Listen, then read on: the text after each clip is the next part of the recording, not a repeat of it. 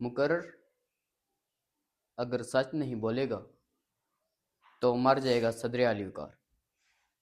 مقرر دھیمک زدہ ذہنوں سے نکلنے والی سوچوں کا طرفدار نہیں ہو سکتا۔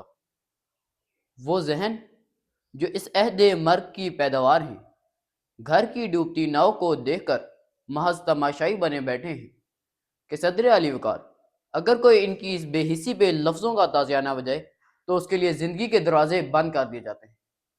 ان ذہنوں میں یہ بات کون ڈالے صدر علی وقار کہ ریجنلزم اور ایشیاٹک فیڈریشن کا قیام اس ملک کے امن و ترقی کا واحد راستہ ہے۔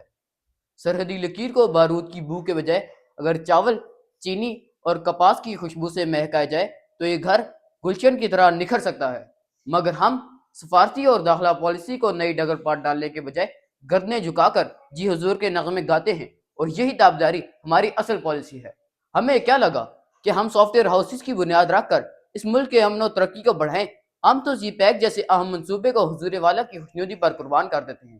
ہمیں کیا لگا کہ اسٹیل مل، گلوبل وارمنگ اور ڈیزاسٹر مینجمنٹ پر بات کریں یا مہنگائی کا رونا روئیں، ہمارے پیٹ تو امپورٹنٹ غذاؤں سے بھرے ہوئے ہیں۔ ہمیں کیا لگا کہ کوئی سردار آئین کی دھجیاں اڑا کر بانو ستکزئی اور احسان اللہ کو سریعام گولیاں مار دے، یا کراچی کی تاریخ گلیوں میں ٹرانسجنڈرز کو بے دردی سے قتل کر دی جائے، تو ہم خاموش رہیں گے، کیونکہ اس گھر کی بہتری کبھی ہماری ترجیح رہی ہی نہیں۔ ہاں، اگر کوئی زبان دراز صحافی یا مقرر ہماری اس کن ذہنی پر بات کرے گا تو ہم پیگا ایکٹ کے تحت اس کی زبان کو گدی سے نکال کر باہر پھینکیں گے کہ صدر علی وقار یہ تو طے ہے کہ آج اگر ہم کسی آزمائش کا شکار ہیں تو اس کے بیج دہائیوں پہلے بوئے گئے ہیں کہ ایک آگ کا دریا ہے جو پھولوں میں رواں ہے، کہتے ہیں جسے لوگ ریاست، وہ کہاں ہے؟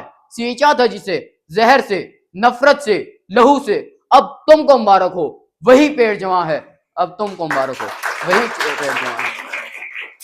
آسمان سے اگر آزادی کی بارش ہونے لگ جائے تو غلام چھتریاں لے کر باہر نکلا کرتے ہیں صدر علی وقار۔ بظاہر کالونیل دور تو ختم ہوا، مگر اس کی باقیات اب بھی ہماری رگ رگ میں پیوست ہے۔ ہم نے روایت کو برقرار رکھا جبکہ اسٹریٹجک منصوبہ بندی کو ٹرمپ کی ایک مسکراہٹ پر قربان کر دیا۔ ہمارے ذہنوں میں یہ خیال نہ آیا کہ عراقیوں کی سرزمین کو کھنڈر بنانے والے، محمد ترکی کے انقلاب کو کچلنے والے ہمارے گھر کے خیر ہوا کیسے ہو سکتے ہیں؟ ہم نے اپنے ذاتی مفاد کو پہلے جبکہ ریاستی پالیسی کو دوسرے درجے پر رکھا تو کراچی سے خیبر تک انتشار کی آوازیں آنے لگی۔ ہم ایسے جمہوریت پسند ٹھہرے کہ کشمیر کے آئینی ڈھانچے کو بالائے طاق رکھ کر 48 ووٹوں سے یک طرفہ وزیر اعظم بنا کر اختلاف کا تصور مٹا ڈالا اور اس گھر کی شہرک کو بے یقینی میں بدل دیا۔ اب ہمیں یہ طے کرنا ہے اگر اس گھر کو مضبوط بنانا ہے تو گڈ اور بیڈ کی تفریق کو ختم کرنا ہوگا اور ریاستی پالیسی ان سادہ لو روحوں کے تابع ہو تاکہ ہم تقسیم دار تقسیم کی لعنت سے چھٹکارا پائیں کہ آج ایسا نہیں ہونے دینا۔ اے میرے سختہ جانو، میرے پیارے لوگوں، آپ کے گھر زلزلے آئے تو قیامت ہوگی۔ اے میرے دلگیر، میرے درد کے مارے لوگوں، کسی غاصب، کسی ظالم، کسی قاتل کے لیے خود کو تقسیم نہ کرنا، میرے سارے لوگوں، خود کو تقسیم نہ کرنا، میرے سارے لوگوں۔ آپ کو سماعت